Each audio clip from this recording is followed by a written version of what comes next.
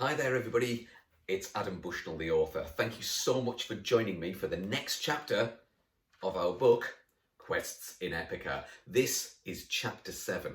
Now, Chapter 7 has a rather intriguing title, which I'll share with you shortly. We left Emily at the end of Chapter 6 with Don.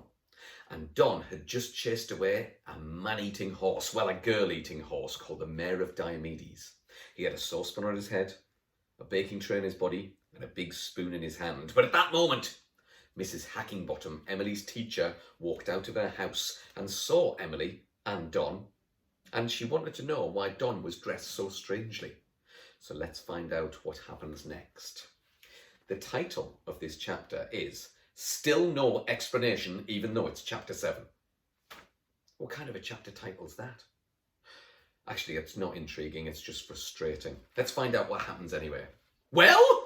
The teacher demanded. It's my fault, Emily began. No, interrupted Don. It's mine. Sorry. Mrs. Hackingbottom's eyes narrowed.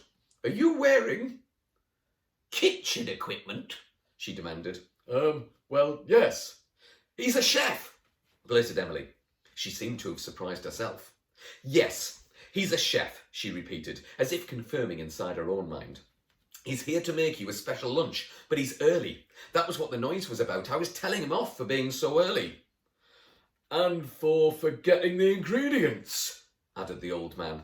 The teacher looked back and forth between Emily and Don. He's brought his own equipment, though, to cook with. What? Said Mrs. Hackingbottom slowly. Was he going to be making? Emily said slowly. Bacon, double sausage and egg muffin with extra cheese, Don said quickly, followed by mega chocolatey nutty fudge delight. Mrs. Hackingbottom said nothing. The silence was like an uncomfortable pair of very tight shoes for Emily and Don. It made them squirm somewhat. Excellent, the teacher finally said. You go and buy the ingredients. You go and clean the horsey place. Don and Emily nodded in unison. Like a hip-hop dance crew, they were on the beat. Emily turned and ran to the stables. Don collected his saucepan and headed for the shops. Mrs. Hackingbottom went inside and closed the door. Emily's mind raced with a myriad of questions. How had Don found her? Would he come back? Was Who Farted all right? Who farted? Her pony! She sprinted. All thoughts of Don were left on the path behind her. He could wait. Was her pony alive? Had he been eaten by the man-eating monster horse? Was it a pony-eating horse? A cannibal horse? She skidded to a halt outside the stables. She could see the horse-shaped thing on the floor inside, but it was dark and difficult to tell if it was moving, or breathing, or in a complete form. She slid her feet slowly forwards. She stepped into the shadowy gloom of the stable. Dust danced upon the straw. Hoof-hearted raised a long face towards her. He seemed to smile. She fell upon him. You're all right, she gasped. My beautiful forever pet, you're all right. The pony tolerated this tremendous show of affection for a while and then stood up. She led him from the stables and groomed him even more affectionately. The stables themselves needed little attention in comparison to the day before. After lashings of love from Emily poured upon the four-legged friend, she set to work. By the time the stables and pony were pristine, Don had returned with several carrier bags of ingredients. Well, he grinned, here goes. You want to help? I think you're going to need it, Chef, she laughed. He nodded and the pair headed towards the house. She grabbed a couple of bags from him. What are we making? She asked. What is a mega chocolatey nutty fudge delight? Whatever we want it to be, answered Don. They knocked and waited. Mrs. Hackingbottom flung open the door to reveal a truly shocking sight. She was not in her nightie. No. It occurred to Emily that Don had made quite an effect on her teacher, for she now wore a resplendent gown of sparkling black and gold. Earrings, necklace, and even a tiara glowed 1,000 shades of yellow. She unsteadily tottered on impossibly high-heeled shoes. Ah, she cooed, I'd quite forgotten that you were here. A brightly varnished pink-clawed hand grabbed Don and dragged him inside.